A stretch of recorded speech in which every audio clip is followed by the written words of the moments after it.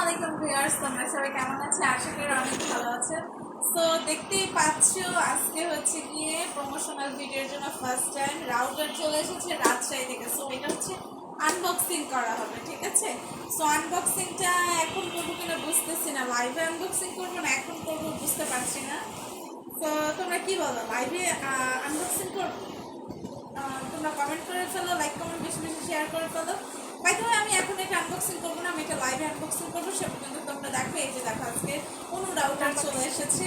এই রাউটারটি কিন্তু তোমার হচ্ছে কি এফটি মডেলের মধ্যে পেয়ে, সরি জিটি মডেলের মধ্যে পেয়ে যাচ্ছ F660, ঠিক আছে? আর এটার ভিতরে তোমরা একাধিক একাধিক এসএসডি কার্ড ব্যবহার করতে পারবে।